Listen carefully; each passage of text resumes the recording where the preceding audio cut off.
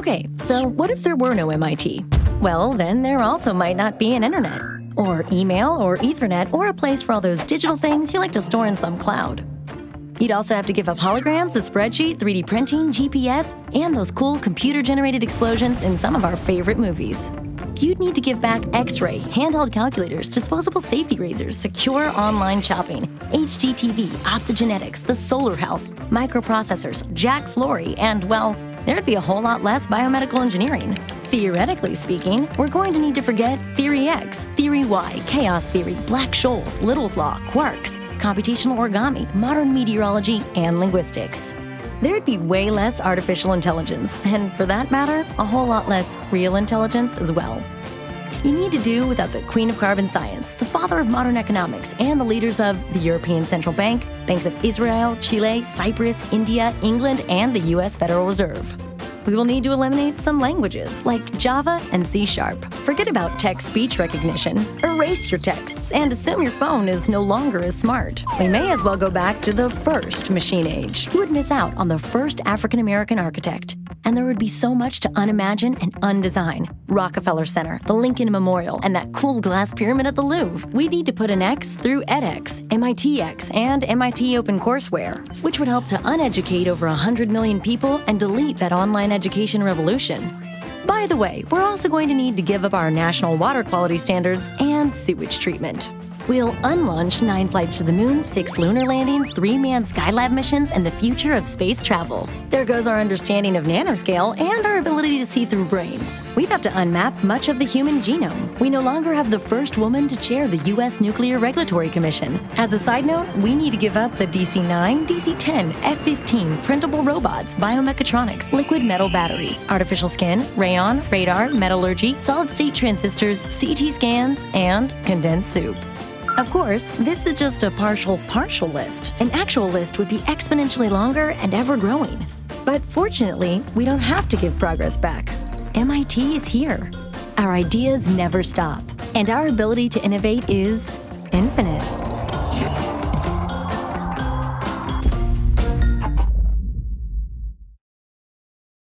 Hurrah for technology, ology, ology, oh, glorious old technology, ology, ology, oh. Hi there, my name is Amina Razvi, class of 2002, Course 4, Architecture. I live in Oakland, California, and as the Executive Director of the Sustainable Apparel Coalition, we help global apparel, footwear, and textile companies measure their social and environmental impacts and drive improvements to help people and the planet. Welcome, everyone. Hi there, my name is Ryan Allard from class of 2006, El Rastro, course 16. I'm currently based in Trinidad and Tobago, and I'm working on promoting ways for people to implement climate change solutions. Welcome to the MIT Campaign for a Better World. Greetings, I'm Sarah Simon, class of 72, course 1. I worked my whole life protecting the environment.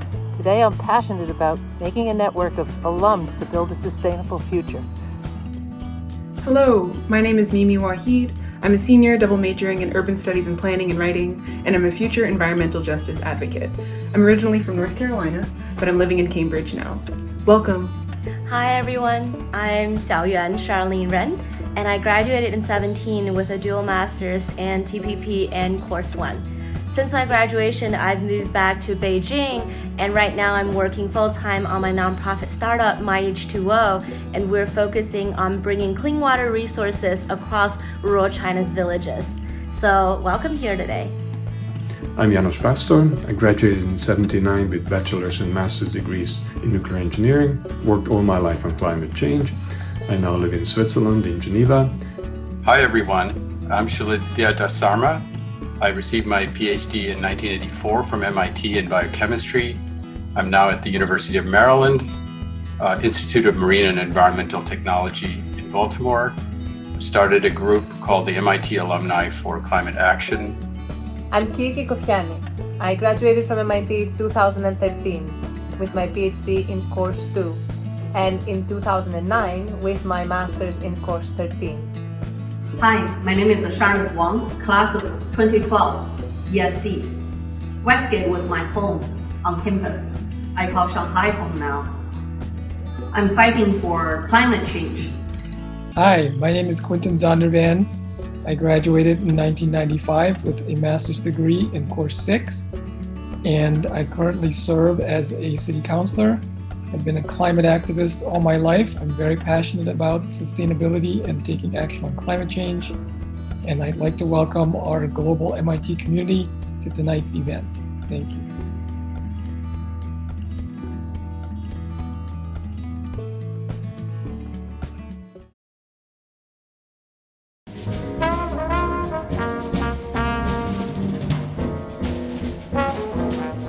Good evening, and thank you to the MIT climate leaders from across the world for that warm welcome to kick off this virtual campaign roadshow event.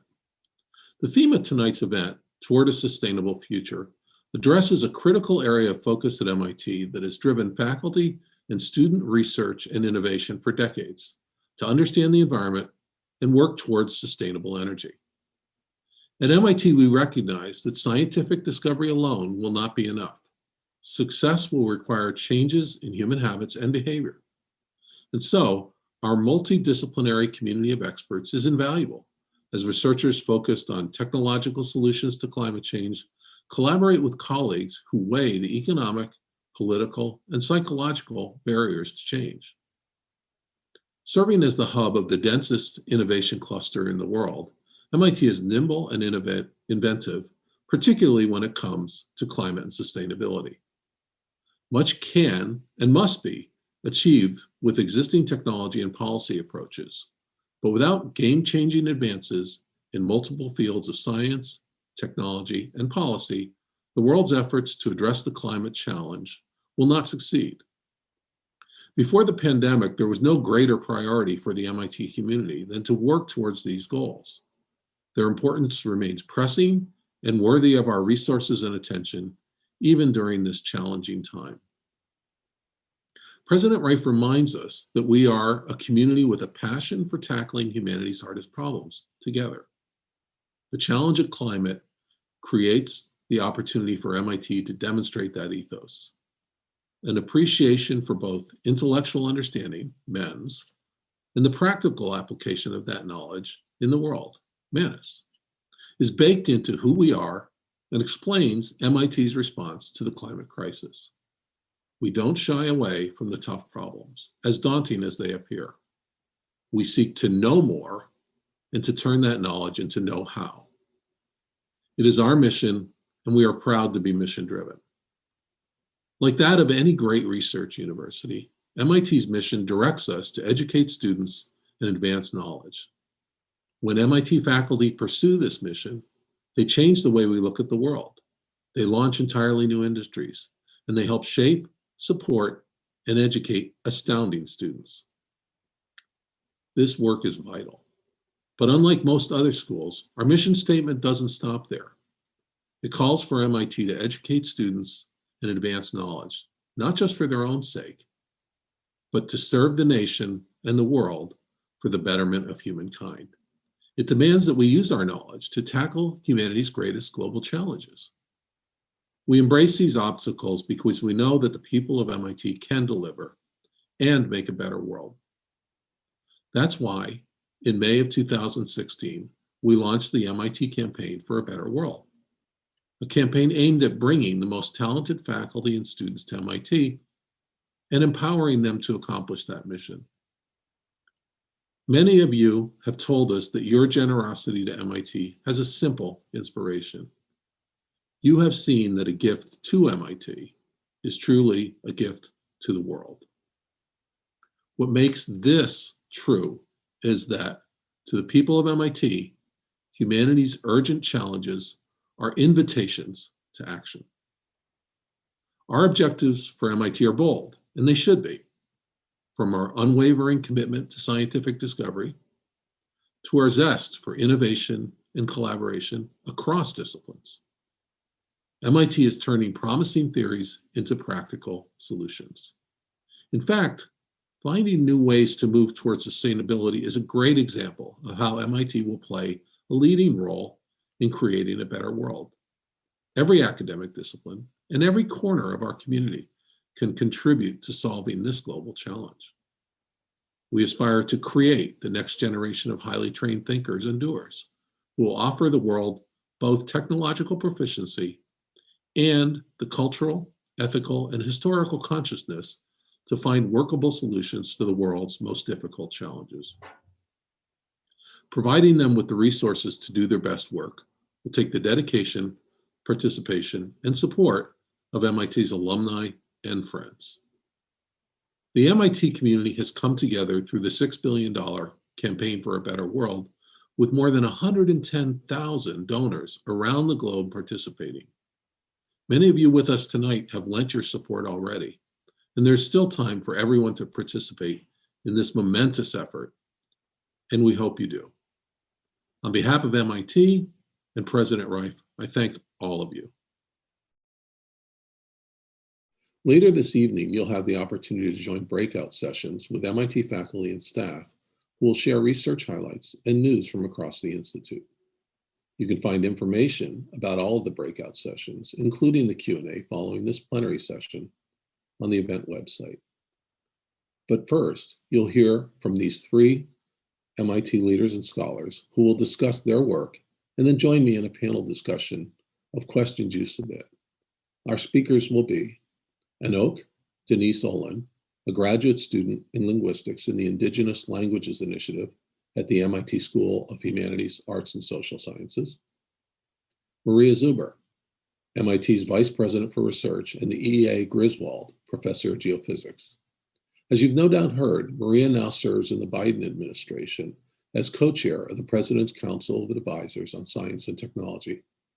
We're very proud that she and her co-chairs are the first women ever to hold that position.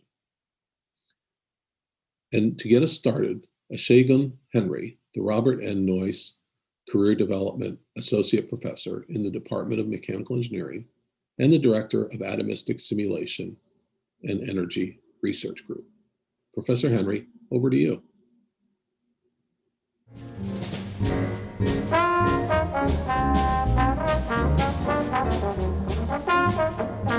The beauty of thermodynamics is that it's inviolable. It tells you the starting and ending points of any transformation. And what's powerful about knowing where things are moving is that you know where things will end. I'm Ashegun Henry, and I came to MIT to work on energy. My background is in heat transfer, which has a very intimate relationship with thermodynamics, and the first and second laws of thermodynamics have critically important implications for all of humanity, especially when you think about the greenhouse effect on our climate.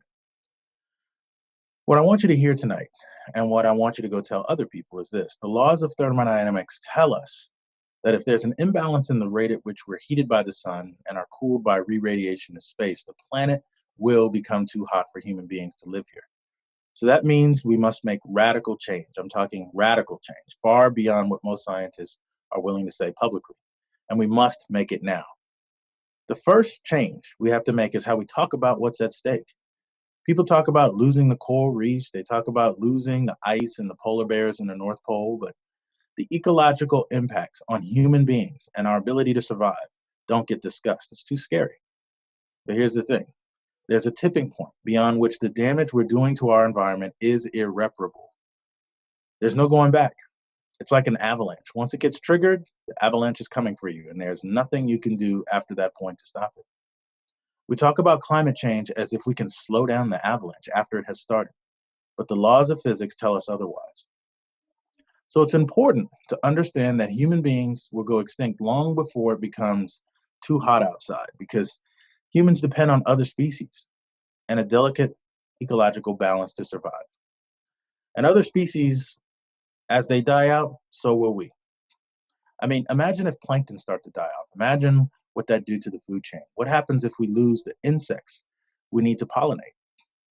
We live in such a delicate balance, and when that balance is tipped too hard, and that day is coming, humans, all of us, will fall.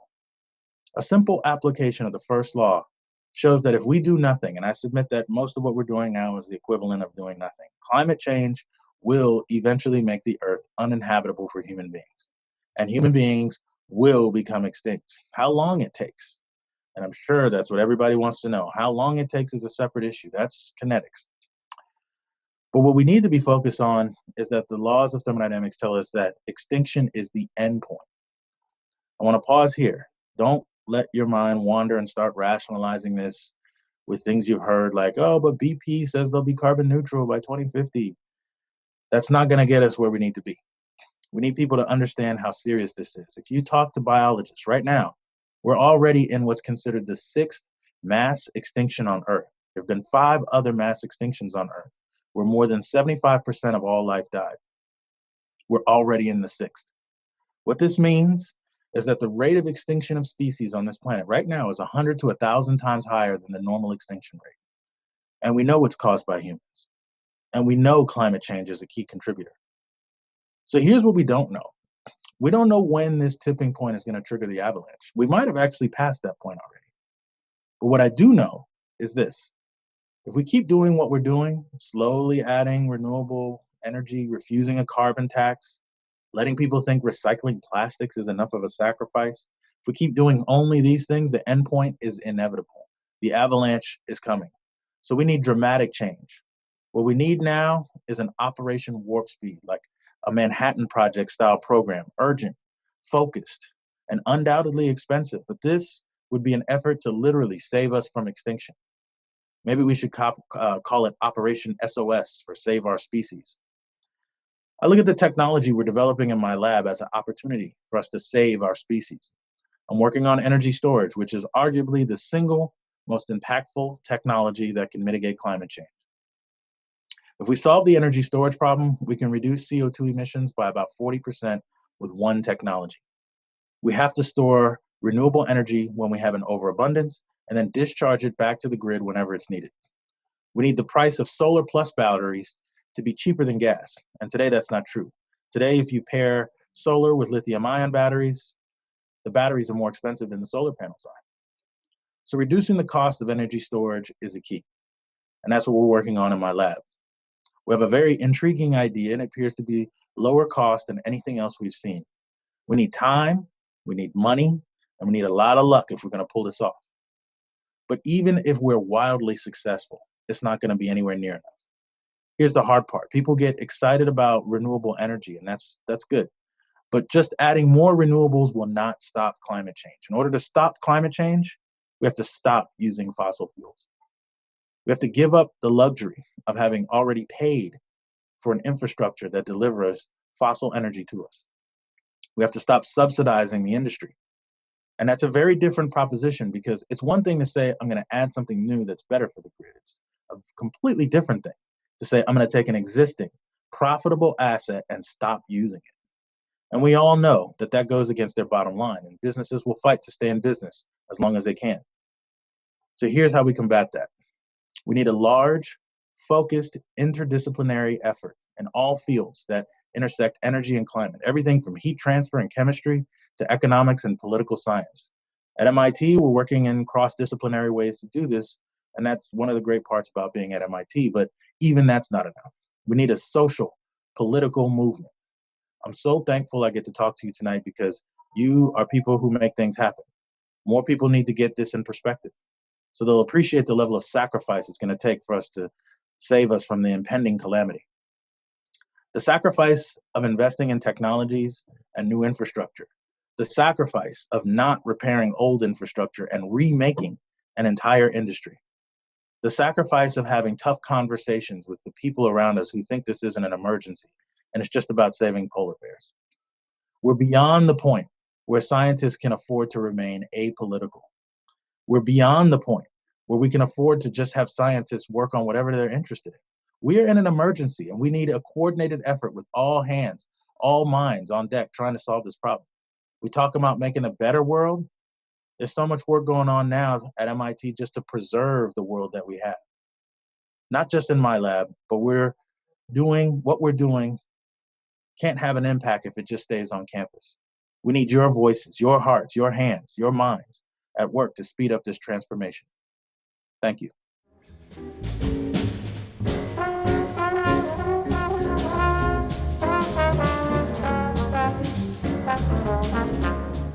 Wanga Anok, Gigik Dag Nujunga. I'm Anok. My family is from Shishmaref, Alaska, an island community of 600 people. I was speaking to you in one of Alaska's indigenous languages, Inupiaq, Inupiaq is an endangered language with only 2,000 speakers left, mostly elders. This is why I came to MIT. Through the MIT Indigenous Language Initiative, I'm working with linguists to create language curriculum to keep our language alive.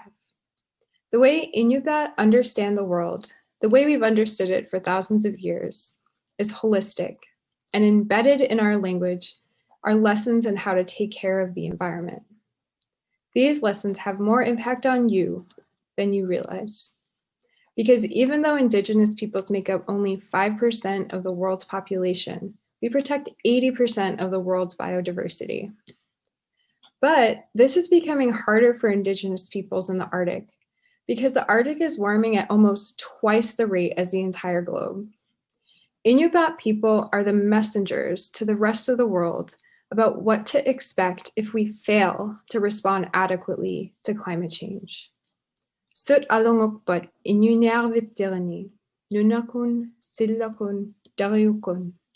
What is changing in our environment, the land, the air, the ocean? Ukarnyaktorot kavsit inuit inyunarnikun. We will talk about how the people's way of life will be impacted. In Inupiaq, there are over 100 terms to describe ice conditions, and each communicates a very specific condition. In Shishmaref, the ice serves as a platform to hunt seal and walrus. Inupiaq people depend on foods from the land and sea year-round. The sea and the land act as our grocery store. So if you're out hunting and you can't describe to your hunting partner whether the ice is stable, it could cost your lives. But the climate is changing so much, so fast, our elders literally don't have the words for the way sea ice is behaving. We're seeing conditions no one has seen in literally thousands of years. In Shishmaref, several feet of sea ice on the Chukchi Sea would form and remain permanent from October to June when my mother was growing up. In 2017, sea ice didn't form until January, and it remained below average for the rest of the winter. In February 2018 and 2019, there was no ice at all. And this is having disastrous, cataclysmic consequences. Here's why. Sea ice serves as a barrier from storm surges. When there's little to no sea ice during the winter, Alaska Native coastal communities get battered by waves as more frequent storms happen. Hundreds of feet of erosion have caused land collapse, sometimes overnight, like in these photos. On our island, homes and roads have dropped into the sea with no warning. The damage is so shockingly severe that dozens of villages like Shishmaref are forced to figure out how to move to more stable ground. But at the same time, we have to figure out how we can stay connected to the ocean-based food sources that we rely on to survive. Damna kanologo umero dekput, nunapterani dork, dariumi dork, silami dork, adorniak bisiru, sivun muktak sarluta, inunyaput. In the midst of such environmental change of the land, sea, and air, how do we protect the heart of who we are? As the former research director at the Alaska Institute for Justice, I worked with scientists and Yupik linguists to develop terminology to describe the rapid changes happening in the Arctic. Because it turns out there aren't words for what's happening in English either. Even now, FEMA doesn't include erosion as a natural eligible hazard for funding, because by definition, erosion is considered slow moving. But the kind of erosion we're seeing is quick and it's massive, and erosion is only a piece of the problem. It's not happening in isolation. Waves batter our villages, massive coastal flooding penetrates the soil that holds permafrost, and the combination results in destabilization.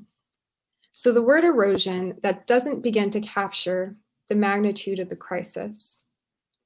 We realized that we needed a new Inuit word to communicate this specific natural hazard so we can all understand and address it. I'd like to teach it to you now. This new word is ushtak. Ushtaq is the intersection of three distinct processes: coastal flooding, permafrost degradation, and erosion that results in catastrophic land collapse. And that land collapse is threatening the viability of hundreds of villages, thousands of years of history. I hope you'll come to use this word the way we use the Japanese word tsunami. By including Ushtaq as a natural hazard recognized by FEMA, we hope to get the funding villages need to move their communities to stable ground. We need more people to understand and talk about what's at stake for our villages, for our people, and our shared humanity. MIT understands why it matters that we keep alive this language and the wisdom and traditions it contains. They get why this matters to my village and to the world at large. MIT is so invested in making a better world that they're not just doing it in machine learning. They're helping us, all of us, understand the most ancient languages and observations. Kuyanakpak, Davra. Thank you very much.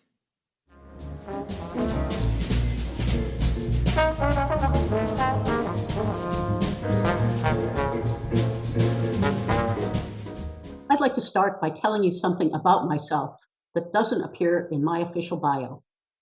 Because while it's true that I lead NASA scientific missions and oversee MIT's Plan for Action on Climate Change, those things don't begin to tell my whole story. Before I became a planetary scientist and mapped the gravity fields of the Moon, Mars, and other planets, I was a girl growing up in coal country in eastern Pennsylvania.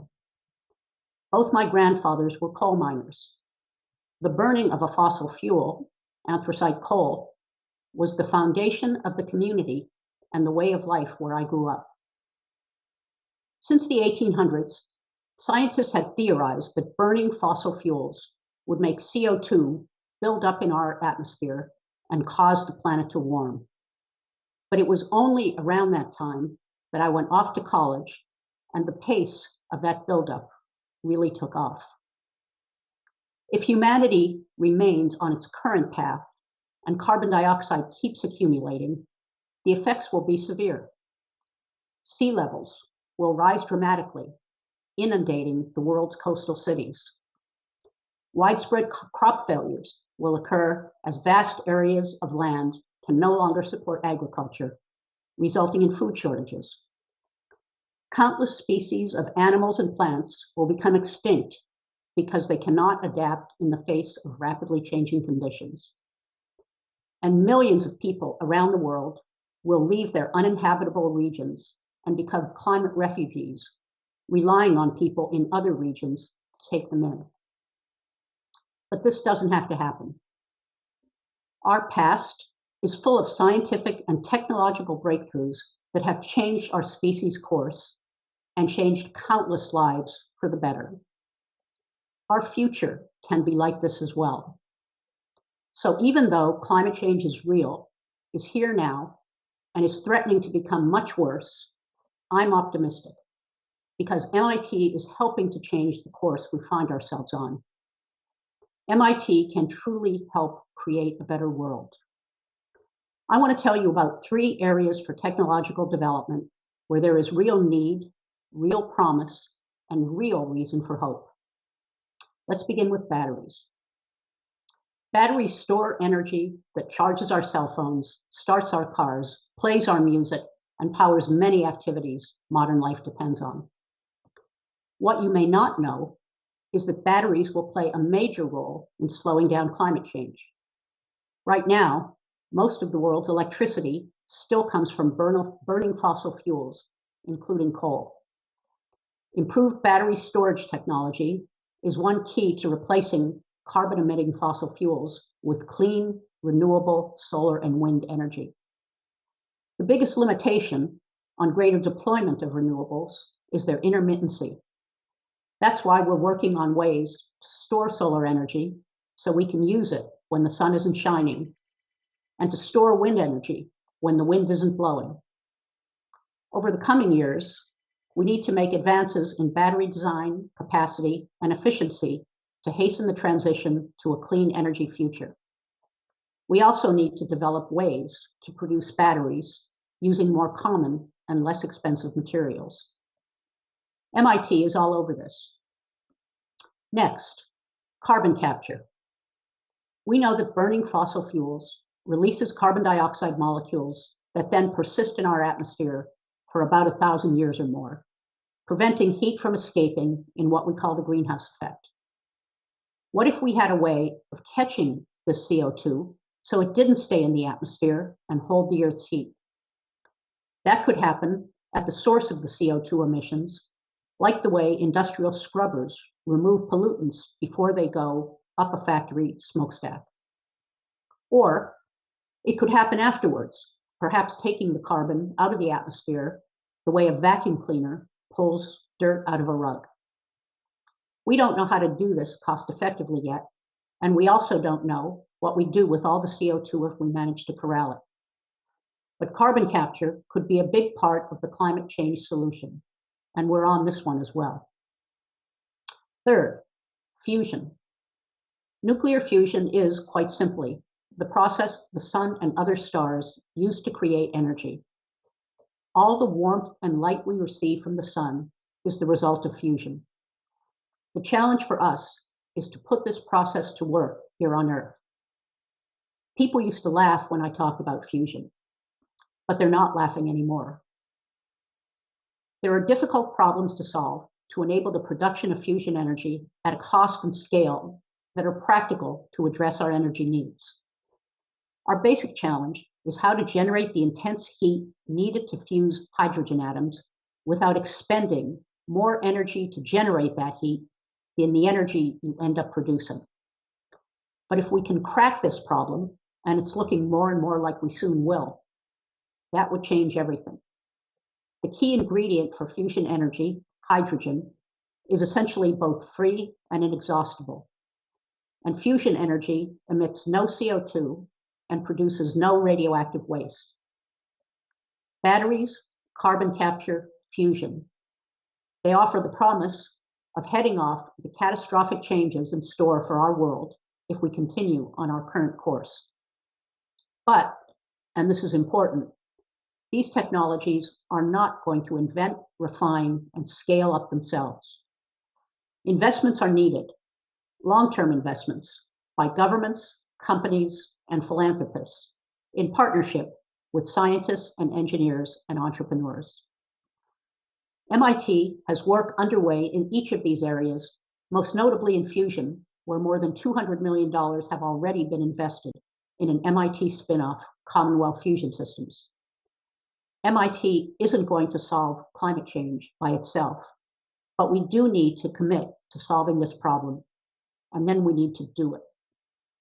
And that includes making the investments necessary to make our planet sustainable. I want to leave you with this last image. It was taken from the Apollo 8 spacecraft in lunar orbit half a century ago on Christmas Eve, when I was still growing up back in eastern Pennsylvania.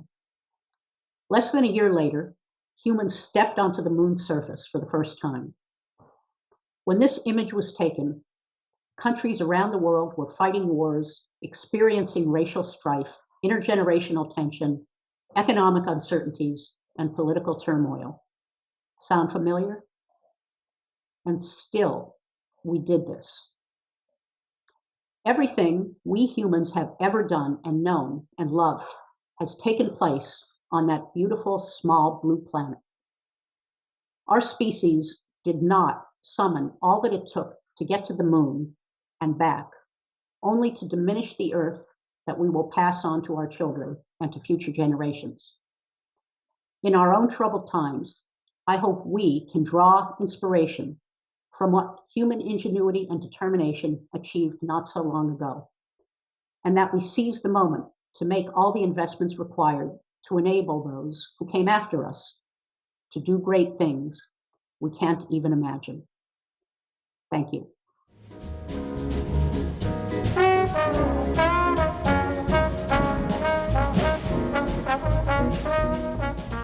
Thank you, Eshegun, Anouk, and Maria. Your work is inspiring.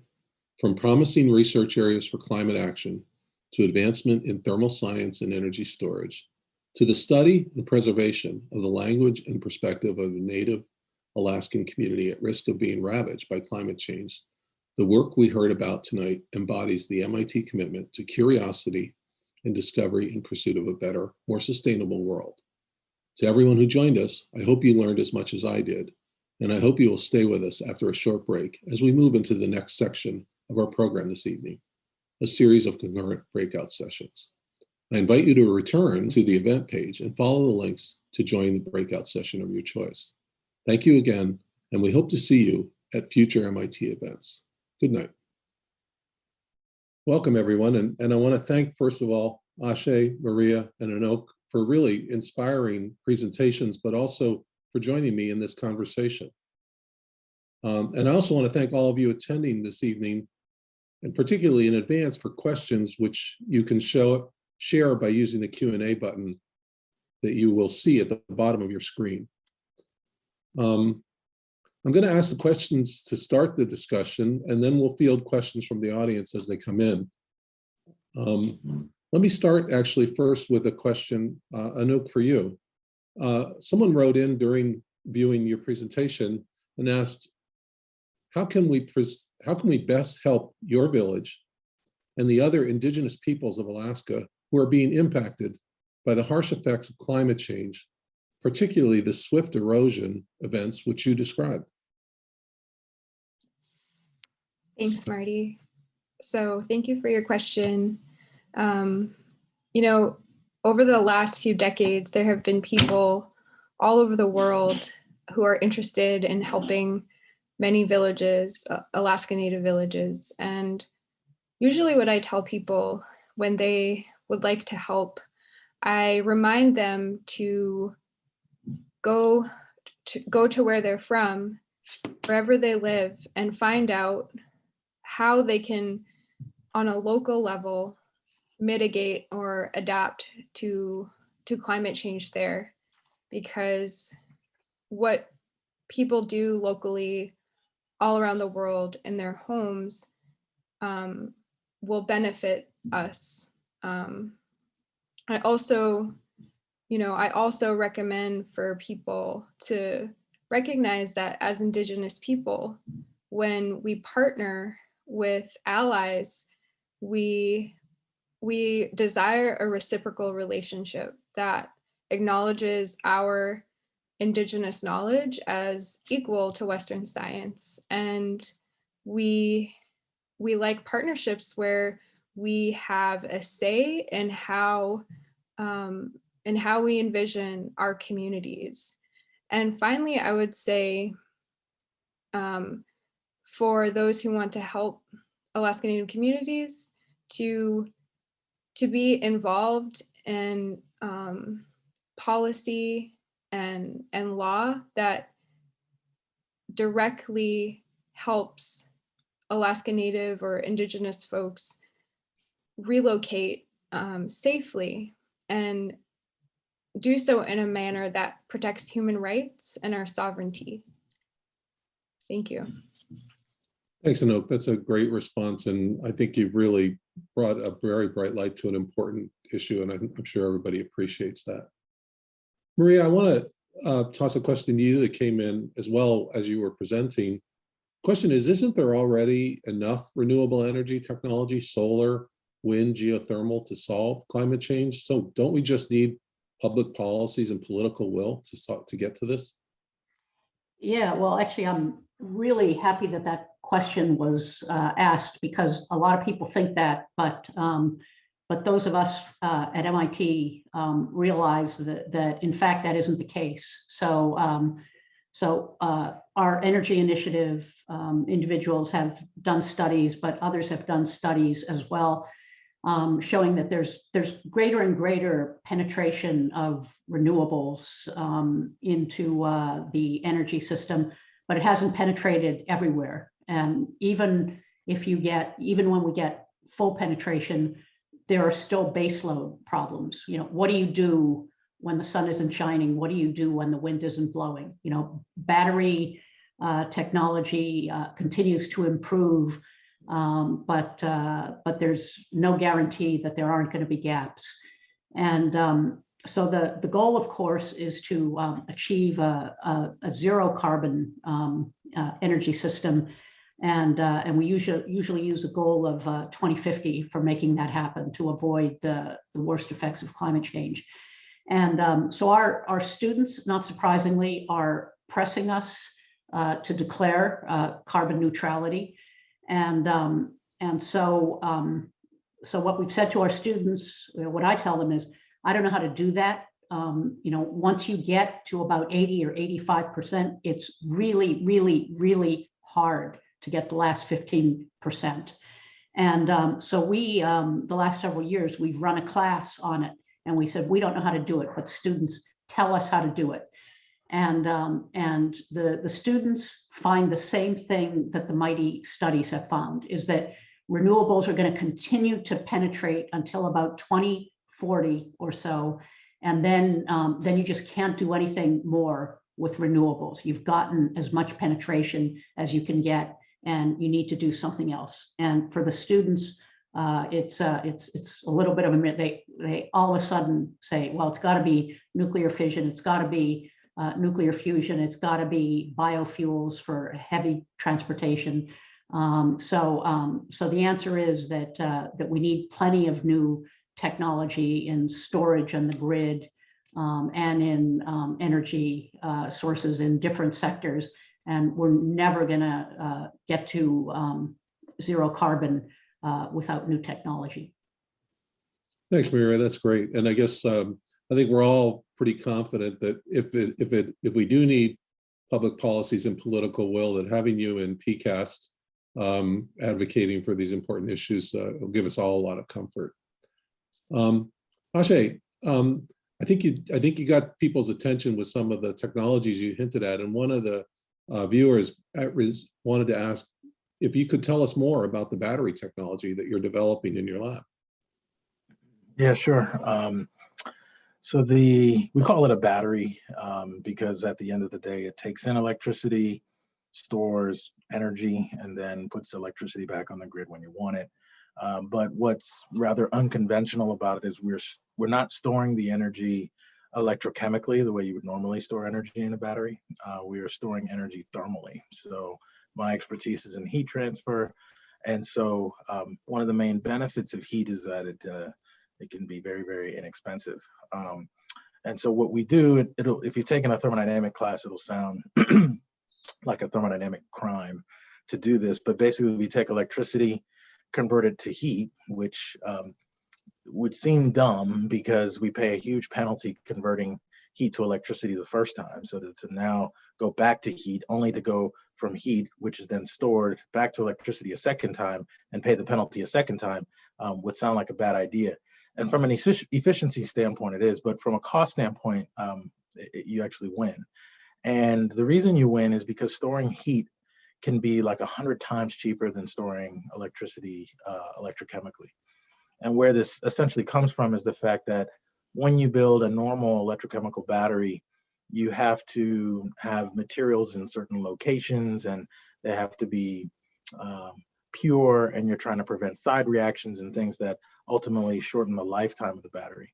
When you store energy thermally, you're literally storing energy in like the kinetic energy of the atoms. So they just literally move around faster, they speed up, and that's the equivalent of it heating up, and then they cool down and they slow down.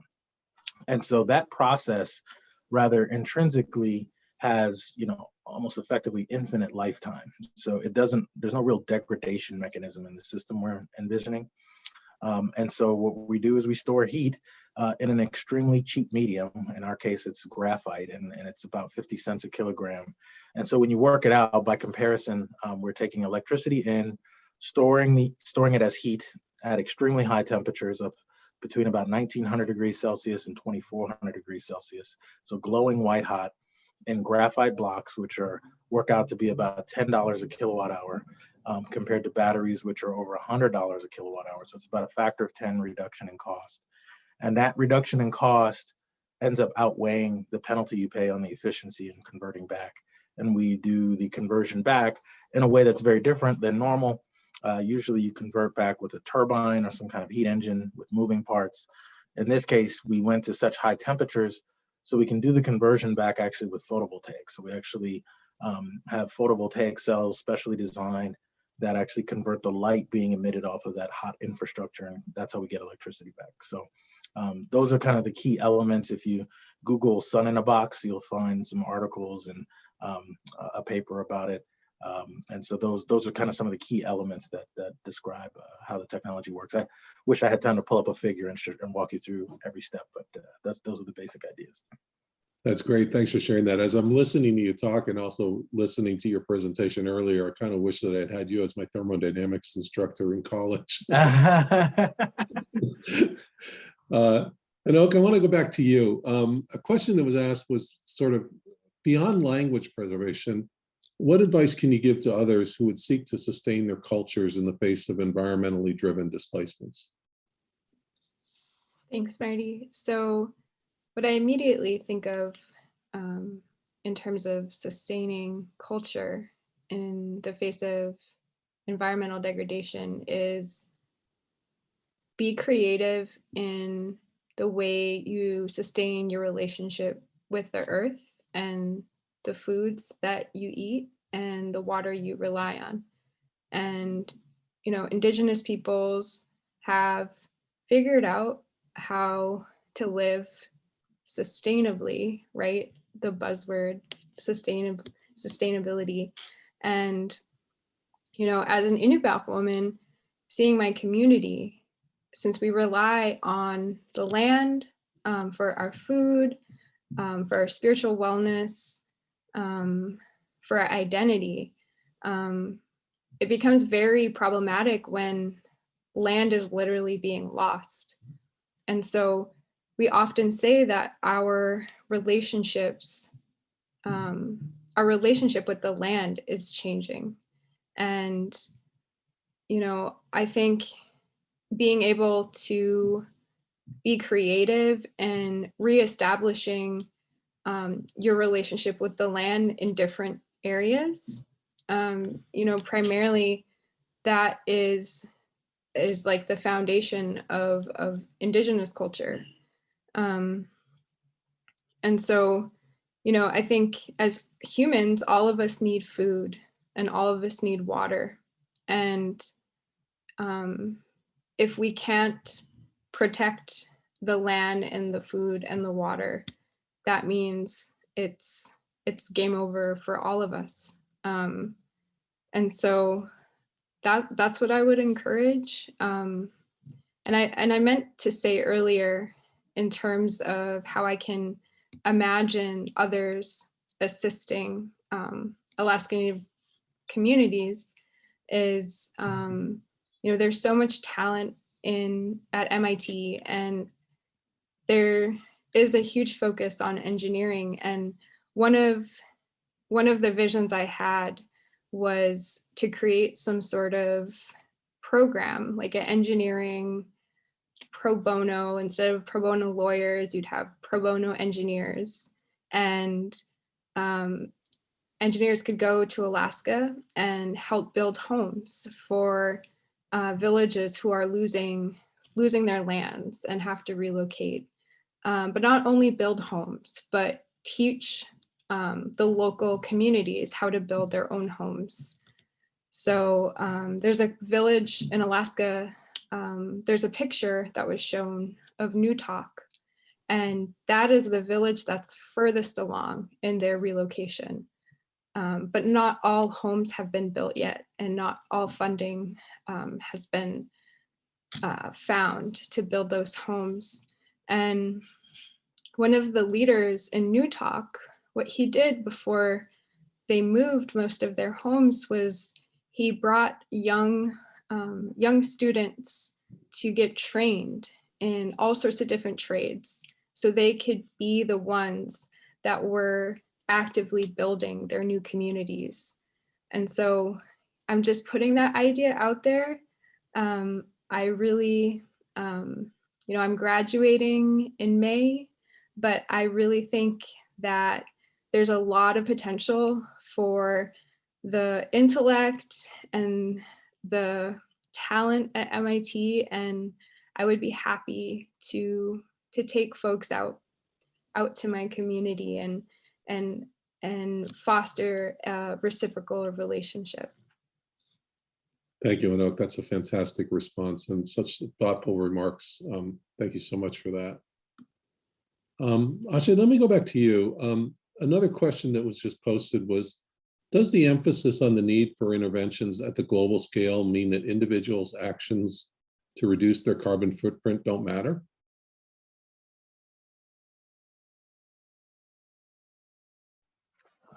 I think that they definitely matter. I mean, I think there's a bunch of personal choices that we make that can have some significant influence.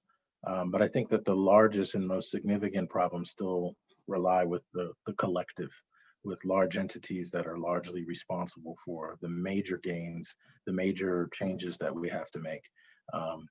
And so, although, yes, I mean, I think, for example, everybody should replace their incandescent light bulbs with LEDs and things like that. These are personal choices that, yes, everyone can make that will lessen the electricity load. People should think about switching to electric cars as opposed to gasoline-driven cars, things like that. Those things can definitely have a significant impact on a very personal level. If you see a large movement, a large massive amount of people starting to make those individual decisions, it adds up. But in the end, I think at the end of the day, is there anything that any individual can do to decarbonize the steel industry or the cement industry? I think those things require more of a collective effort and a bigger effort. So it's definitely not true. I would definitely not say that there is nothing or that things that individuals do will not have any impact. But I think that part of the individual impact you can have is also by word of mouth and infecting others with these ideas and getting a greater number of people to make personal decisions that can have an impact. Great, thanks for that. Maria, I want to go back to you. It's an interesting international question, which is basically, what can we do to influence and work with other major carbon dioxide emitting countries like China? Yeah, that's a great question. So, first thing we did, President Biden on Inauguration Day rejoined the Paris Agreement, which set the course that the United States again is being a participating international partner, recognizing the need to decarbonize. There's a lot of talk. Let's talk about China specifically, since they're such a major emitter. They're really out in front in terms of renewables, but I think one of the questions that came up, indicated that they're still building coal plants, which they've got an economic development area on the Belt and Road, which is to bring development to parts of China that have not had it before. So part of if there's anywhere where we ought to be working together with China and every other country on earth, it's in the areas of understanding climate and developing clean energy solutions. And the reason that China's building coal plants is for economic reasons, that it's the cheapest feasible energy that they can put there.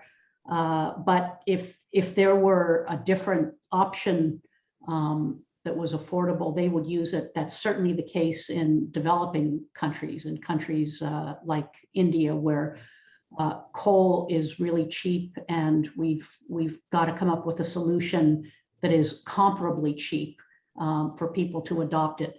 So the key is that we don't have a one-size-fits-all solution for even different parts of the United States. It's different if you're on the coast as opposed to the Great Plains, and it's different if you're in China or India or South America or Africa. And so we need a range of solutions, and we need solutions that work for those areas. And so we ought to be taking a lead in developing these technologies, but we ought to be collaborating with these countries who also have a lot to offer. And I just want to, I think, close this by saying that, we've I talked with a head of state in Africa who indicated that the developing world needs to be a part of the solution. We don't want to sit there and wait for somebody to bring an answer to us. We want to be part of developing those solutions. So actually, one of their undergraduate students just finished a PhD at MIT and is going back to the country to start developing those solutions. So we can do it by education and we can do it by collaboration. Thanks, Maria. We've got just about 3 minutes remaining, 2 or 3 minutes remaining. So let me go to a final question, and I'd like to invite each of you to reflect on this one.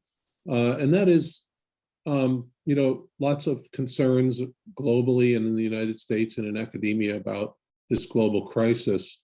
But what do you think is unique about MIT's ability to tackle this crisis? So let me, Anouk, would you feel comfortable responding to that question? Sure. I think what's exciting about being a graduate student at MIT is the connection I have with people from all over the world. And one thing that I'm seeing come up in conversation more is this idea of a just transition. And really what that means is, it's often people of color or those that experience are on the front lines of experiencing climate change. And I think it's important that MIT sends a message throughout the scientific community that these technologies that are developed must be in partnership with those on the front lines, including Indigenous peoples. And I would really love to see partnerships with Indigenous knowledge and Western science to enhance the response to climate change. So these are some of the conversations I've been having, and I would love to talk more with anyone interested in that. Thanks for that. Rajay, do you want to take a shot at that question? What you think makes MIT unique in this global crisis? Yeah, I think what I would say makes MIT unique, when you think about climate change, you think about maybe just one aspect of reducing CO2 emissions. I think one of the key things to realize is that what has to happen is an intersection or change in business. Like we always talk about business as usual. And then there's also the technology piece. And I think MIT sits at a really unique position in being one of the premier institutions on earth that has a very integrated and streamlined process for technology to integrate into businesses, and has relationships between technology developers and business. So I think the ability to have partnerships and also transition technologies quickly and effectively and efficiently is one of MIT's unique points that MIT brings to the folks. Great, thanks for that. So Maria, I think we lost you for a second. All right, well, we were speculating that maybe the other president you worked for might have pulled you out. I think we'll have to wrap up, Maria, but thanks to all the panelists for the great remarks, and thank you for those attending for the really stimulating questions. We hope you'll stay and participate in the next round of breakout sessions. They're set to begin in just a couple of minutes. And to find the next session, please navigate back to the event page and choose the session you would like to attend. Please enjoy the rest of your evening.